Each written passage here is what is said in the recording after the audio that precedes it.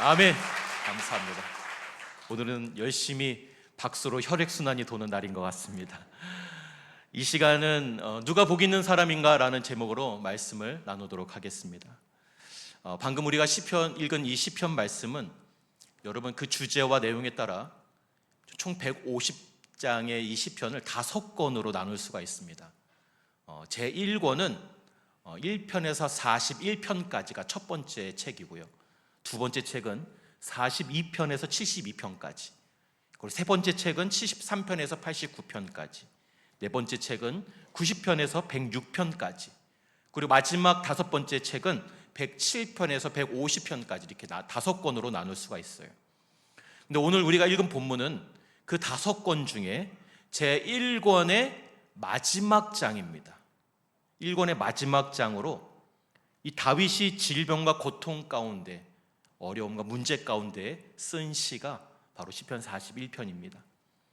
특별히 여러분 시편의 제1권의 전체적인 이 맥락을 봤을 때 오늘 본문의 이 41편은 1권의 첫 번째 장인 1장과 매우 밀접한 연관이 있습니다.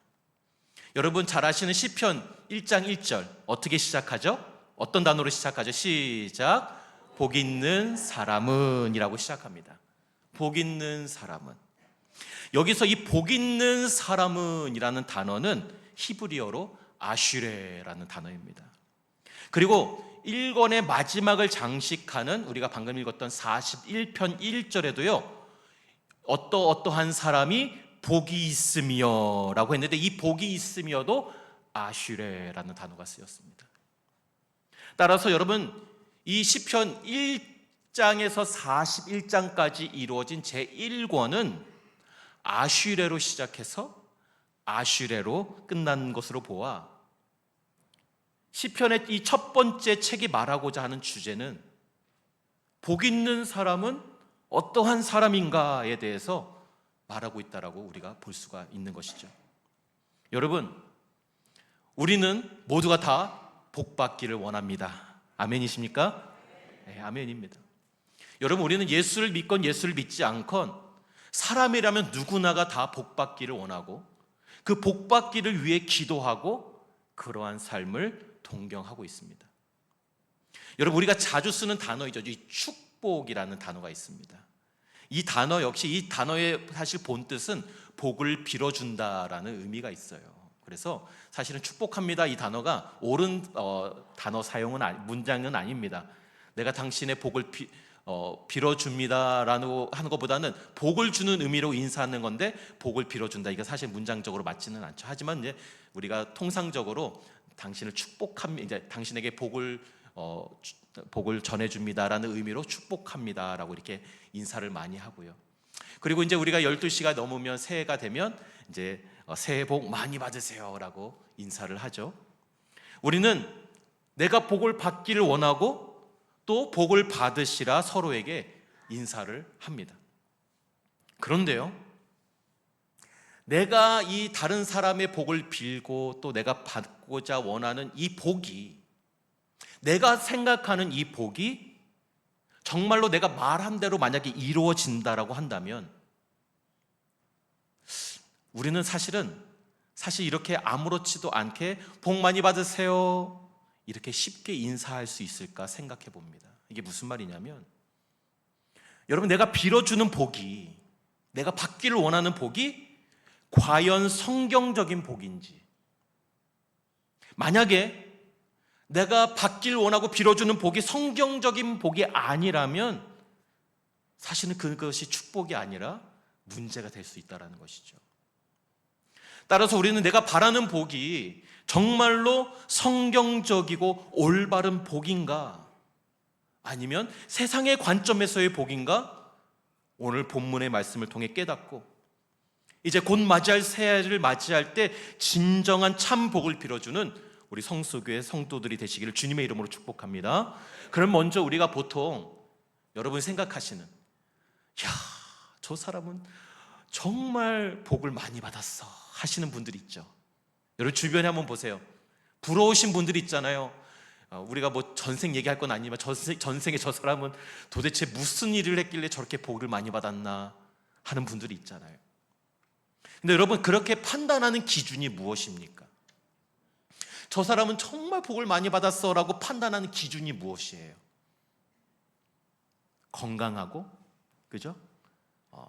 뭐 재정적으로 풍족하고, 아니면 좋은 배우자를 만났고, 아니면 직장에서 승승장구하시는 분들, 또 고위직에 종사하시는 분들, 하여간 무언가가 굉장히 잘 되고 형통한 사람들을 우리가 보통 야, 정말 복 받았다라고 우리가 얘기하고 있습니다.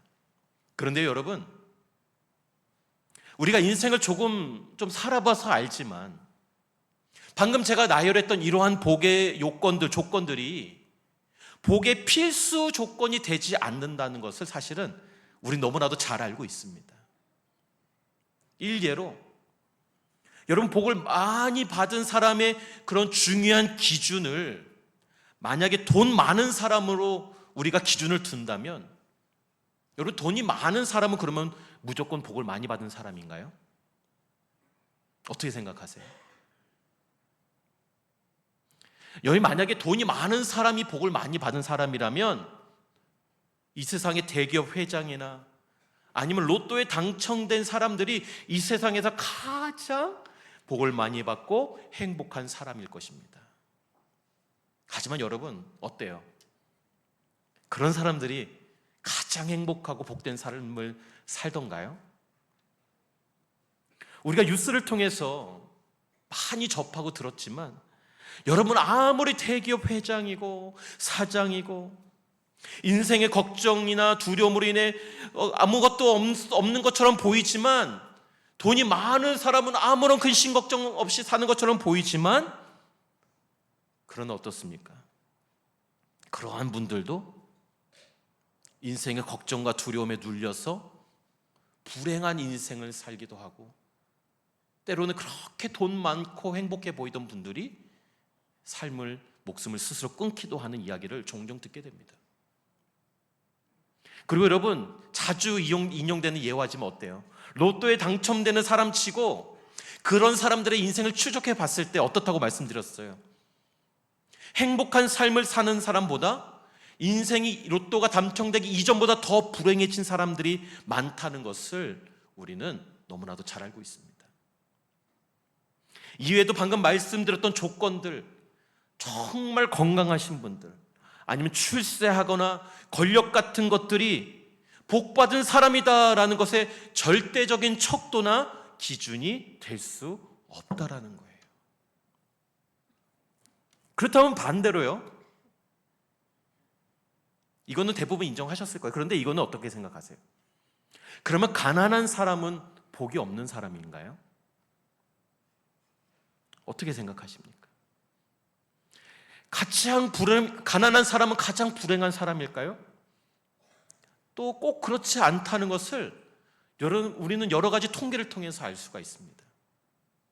한때 이 국가별 행복지수 조사에서요, 여러분, 부탄이라는 나라가 있습니다. 이 부탄이라는 나라가 국가 행복지수 1등을 한 적이 있어요.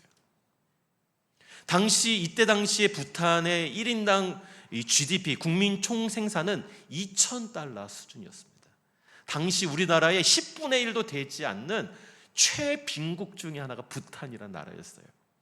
돈으로는 우리나라와 상대가 되지 않는 나라입니다. 하지만 어땠습니까? 저 통계에서 보다시피 부탄 사람들의 무려 91%가 나는 행복하다라고 느끼고 있다는 거예요.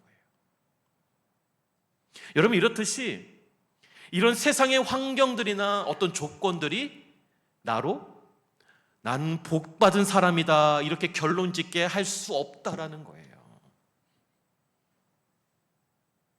그렇다면 여러분, 성경이 말하는 진정한 복은 무엇일까요? 성경은 과연 어떤 자에게 복 있는 자라고 말씀하고 있을까요? 서두에서 말씀드렸다시피 여러분, 시편 1편과 41편이 모두 아슈레라는 복 있는 자라는 단어로 시작하는 것으로 보아 이 시편 1권의 주제는 복 있는 자란 누구인가라고 제가 말씀드렸습니다. 하지만 여러분, 시편 1편에서 말하는 복과 시편 41편에서 말하는 복이 조금 다르다는 것을 우리는 알아야 합니다. 먼저 시편 1편에서 말하는 복 있는 자는 어떤 자입니까? 우리 같이 한번 암송해 볼까요? 복 있는 사람은 시작. 복 있는 사람은 악인들의 길을 따르지 아니하며 죄인들의 길에 서지 아니하며 오만한 자들의 자리에 앉지 아니하고 오직 여호와의 율법을 즐거워하여 그 율법을 주야로 묵상하는 자로다. 아멘. 여러분, 어떤 자라고 길게 말씀하셨는데 한마디로 요약한다면 시편 1편에서 말하는 복 있는 자는 하나님의 뜻을 따라 바르고 정직한 삶, 의로운 삶을 사는 사람이 복 있는 자다. 즉, 이 세상과 구별되어서 죄를 멀리하고 하나님과 올바른 관계를 맺고 살아가는 사람, 하나님을 가까이 하는 자가 복 있는 자다라고 시편 1편에서 말씀하고 있습니다. 이 말씀은 하나님께 가까이 함이 내게 복이라라고 말한 시편 73편 38절의 말씀과 일맥상통하는 것이에요. 다시 한번 정리하면 시편 1편에서 정의하는 복은 무엇이냐? 바로 죄를 멀리하고 하나님께 가까이 나아가는 사람이 복 있는 사람이다 말하고 있습니다. 그러면 41편에서 말하는 복은 무엇일까요? 우리 다 같이 1절, 41편 1절 말씀을 한번 읽어보도록 하겠습니다. 시작.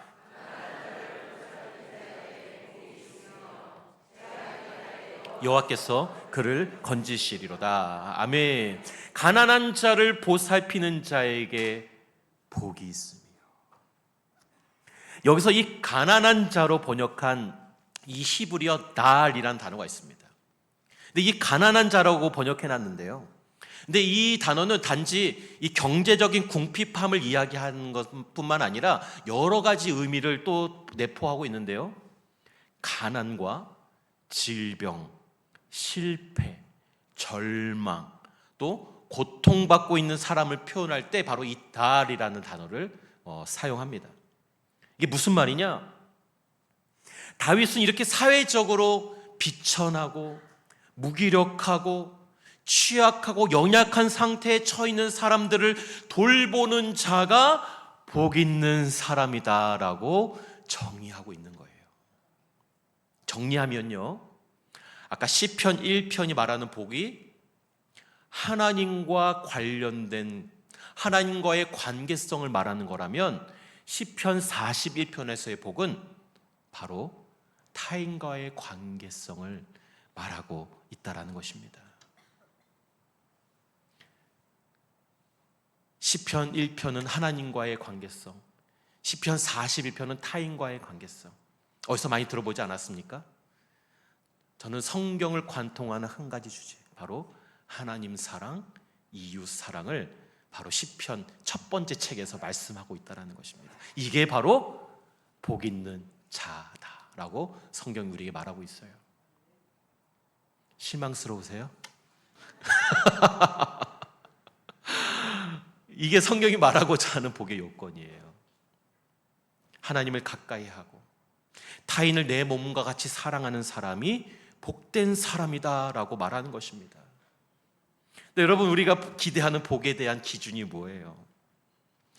우리가 예수를 믿음에도 불구하고 우리가 생각하는 복의 기준, 기대가 뭐냐는 거예요. 예수 믿으면 어떻습니까?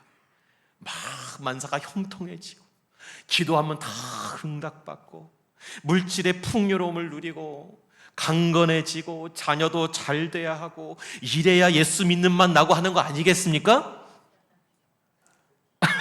속으실 뻔했어요. 아니, 잘못된 거예요, 여러분? 아니, 그렇게 되기 싫으세요? 이게 우리 함정이 여기 있어요, 함정이.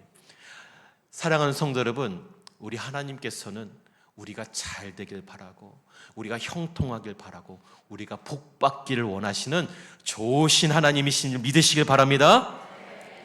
두려워하지 마세요. 자꾸 기복신앙 때문에 우리가 이게 헷갈려 하시는데 우리 하나님, 우리가 복 받기를 원하세요.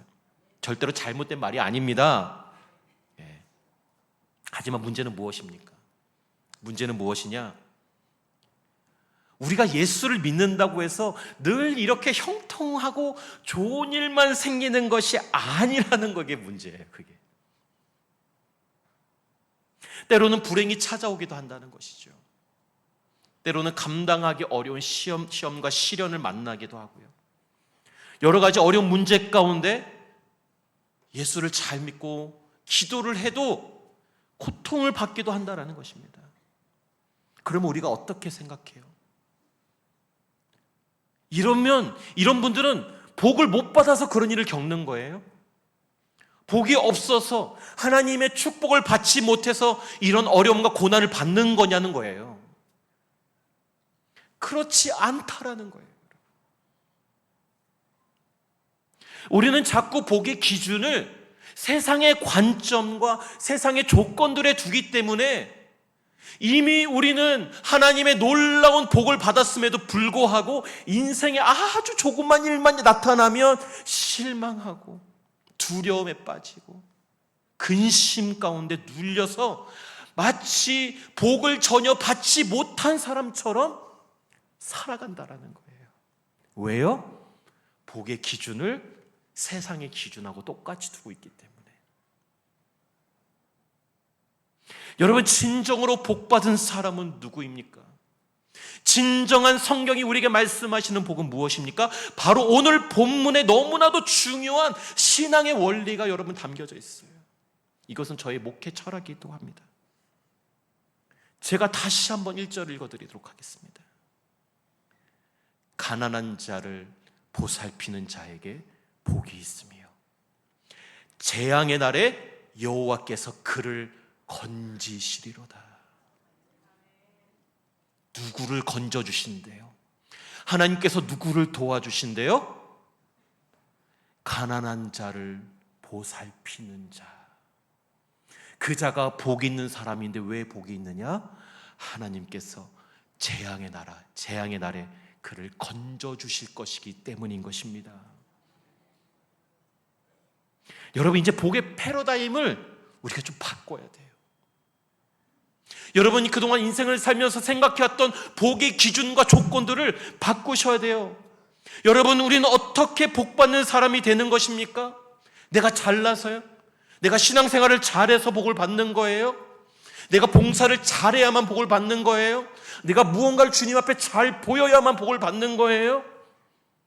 내가 기도를 열심히 해야만이 내가 복을 받는 거예요? 무언가 주를 위해 희생해야만 복을 받는 거예요? 아니라는 거예요. 우리는 자꾸 복의 기준을 나에게 자꾸 두는 거예요. 나에게. 내가 뭘 해야 될 것 같고, 내가 뭘 잘해야 될 것 같고, 자꾸 그 기준을 나에게 두고 있다는 거예요. 하지만 성경이 말씀하시는 복의 기준은 무엇이냐? 내가 아니라 다른 사람에게 어떻게 하고 있느냐를 보고 있다는 거예요. 타인에게 어떻게 하고 있느냐, 너의 이웃에게 어떻게 하고 있느냐가 내가 복이 있는 사람인가 아닌 사람인가를 판단하는 기준이라는 것입니다. 어떤 율법학자가 예수님께 질문해요. 주여, 어느 계명이 가장 큽니까? 그러자 예수님 대답하시죠. 마태복음 22장 37절 39절 말씀입니다. 같이 한번 읽어보겠습니다. 시작. 예수께서 이르시되 주 너의 하나님을 사랑하라 하셨으니 이것이 크고 첫째 되는 계명이요 둘째도 그와 같으니 내 이웃을 내 자신같이 사랑하라 하셨으니. 아멘. 여러분, 우리가 정말 누구나 잘하는 건 다 있어요. 뭐예요? 하나님을 목숨을 다해 뜻을 다해 마음을 다해 하나님을 사랑합니다. 여러분, 그렇게 하나님을 사랑하십니까? 아멘. 그런데 우리가 잘 안 되는 게 있어요. 유대인들의 가장 취약했던 것들이 있어요. 그 누구보다도 하나님을 너무나도 사랑하고 율법을 지키고 주님의 말씀대로 살고자 목숨을 걸고 살았던 유대인들이었지만, 그것은 누구보다도 전 세계에서 가장 잘하고 있었지만 가장 부족한 그거 하나 때문에 모든 것이 다 실패하고 있었어요. 그것이 무엇이냐? 하나님을 사랑하는 것과 똑같이 내 이웃을 사랑하라. 이것이 안 되고 있었던 거예요. 바로 주님은 율법을 완성하기 위해서 오셨는데 바로 그 율법의 완성이 이 두 번째예요. 둘째도 그와 같으니. 그와 같다니가 뭐예요? 하나님을 사랑하는 것과 같이 내 이웃을 사랑하라. 하나님 사랑과 이웃 사랑은 같이 가는 거예요. 하나님을 사랑하는 자, 타인을 사랑하지 않을 수 없고, 타인을 사랑하지 않는 자, 하나님을 사랑한다고 말할 수 없는 것입니다. 즉, 다른 사람을 미워하면서 다른 사람을 용서하지 못하면서 하나님을 사랑한다고 말하는 것은 거짓말장이다.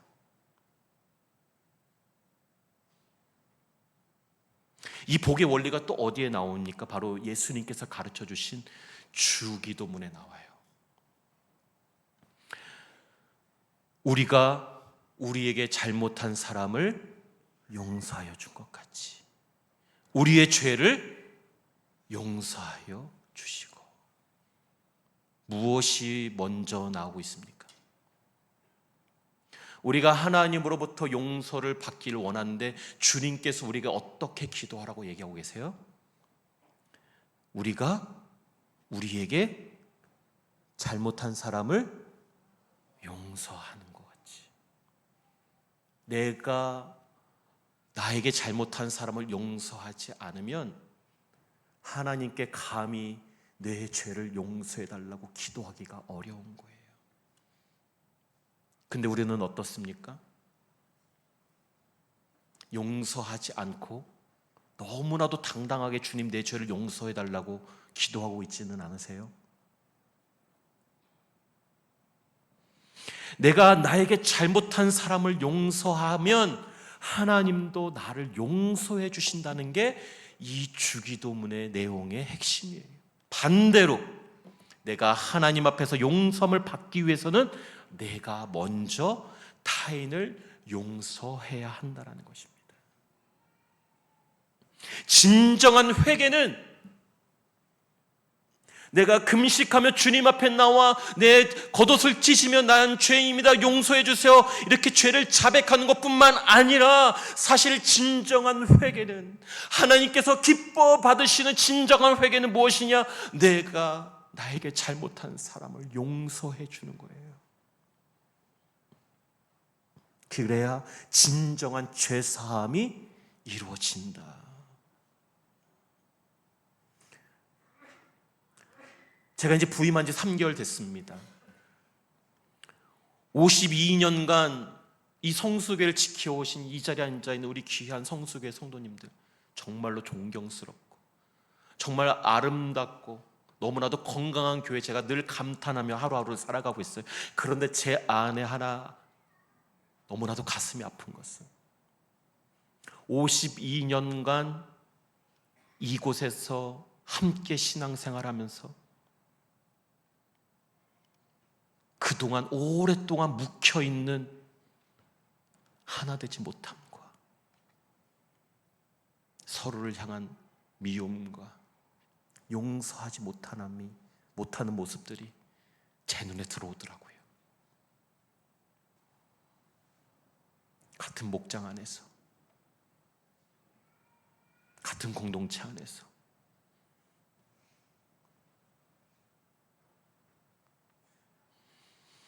성경은 이렇듯 우리에게 타인을 돌아봐라, 다른 사람을 사랑해라, 다른 사람을 용서해라, 너 자신을 사랑하는 것 같이 다른 사람을 사랑하라, 타인 이렇게 외치시는데 우리는 무엇입니까? 자꾸 내가 잘했는데, 나는 잘못이 없는데, 내가 다 했는데, 내가 하고 있는 거예요. 그러니 여러분, 아무리 신앙생활을 오래 해도 복된 삶을 누리지 못하는 거예요. 이렇듯 여러분, 신앙생활의 기준을 나에게 고정하면 우리는 절대로 복된 사람이 될 수가 없습니다. 왜요? 복된 사람의 기준은 내가 하나님께 잘할 뿐만 아니라 내가 내 교우에게 어떻게 하고 있는지, 내가 내 이웃에게 어떻게 하고 있는지, 내가 내 가족에게 어떻게 하고 있는지에 달려있기 때문입니다. 가난한 자를 보살피는 자에게 복이 있으며 재앙의 날에 주께서 그를 건지시리로다. 2절 말씀을 같이 한번 읽어보겠습니다. 시작.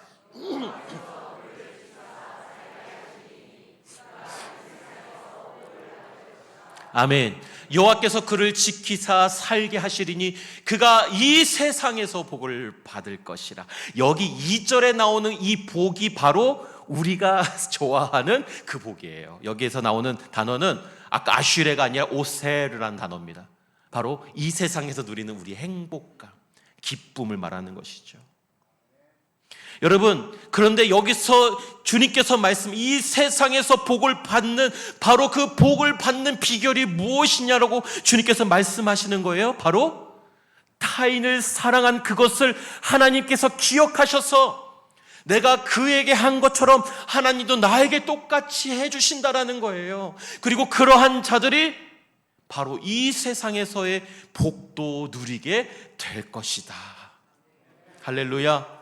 그 출발이 어디에 있는 거예요? 가난한 자를 보살피는 자에게, 공경에 처해 있는 자를 보살피는 자에게, 나에게 상처를 준 자를 용서하는 자에게, 나에게 아픔을 준 자를 이해하고 품어주는 자에게 복이 있으며 주께서 재앙의 날에 그를 건지실 뿐만 아니라 그를 지켜 살게 하시리니 그가 이 세상에서 복을 받을 것이라. 이보다 더 명확하게 복을 받을 거라고 얘기하는 말씀은 없어요. 바로 이러한 자들이 이 세상에서 복을 받을 것입니다. 진정한 이웃 사랑을 실천하는 자를 하나님께서 지키시고 이 세상에서 잘 살게 하시리니 그가 이 세상에서 행복해질 것이다. 즉 남을 위해 사는 삶이 바로 곧 나를 위한 삶이다. 할렐루야. 제가 설교를 준비하는데 문득 이 노래가 생각이 나더라고요. 사랑은 참으로 버리는 것, 버리는 것, 버리는 것.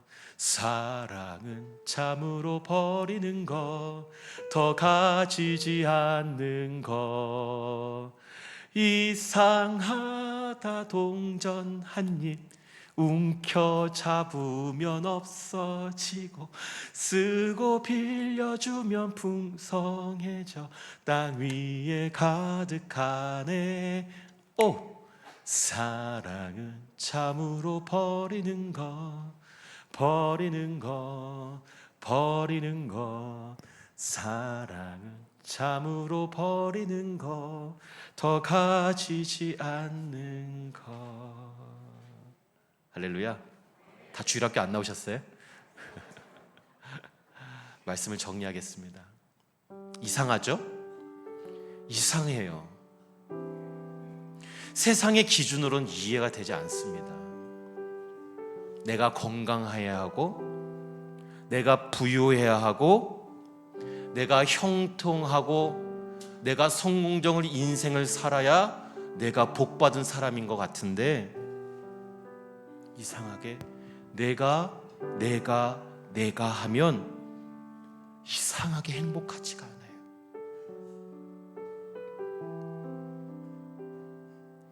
통장의 잔고는 늘어나고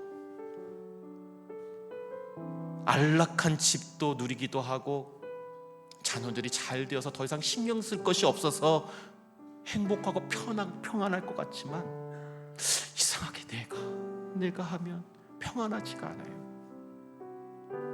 주변에 사람이 많은 것 같은데 이상하게 외로워요. 왜요? 복의 기준을 나에게 두기 때문에 그래요.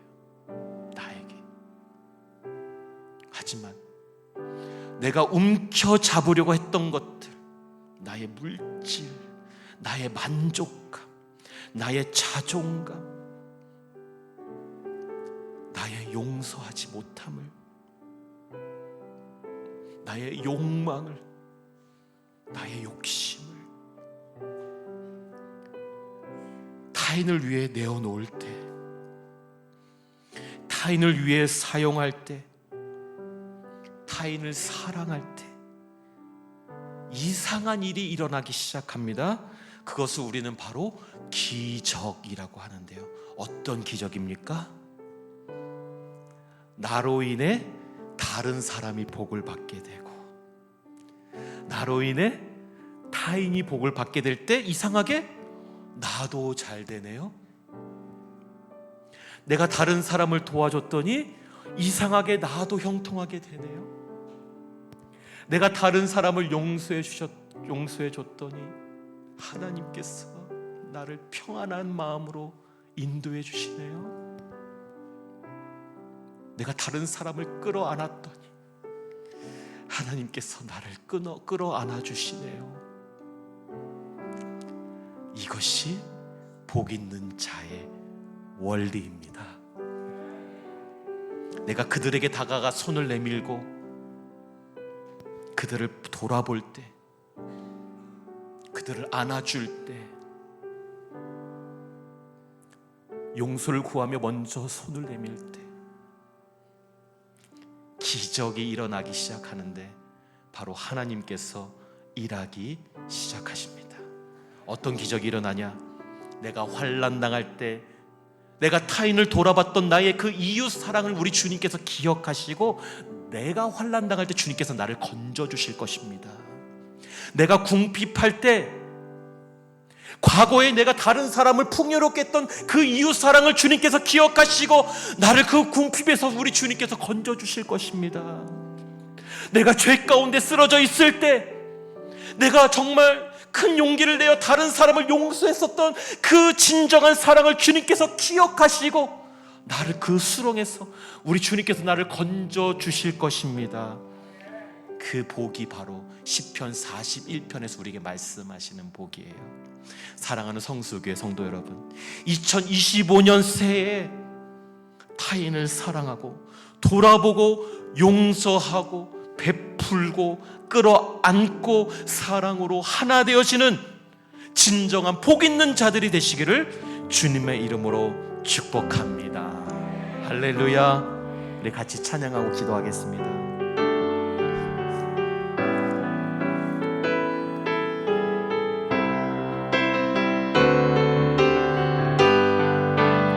우리 함께 걸어요.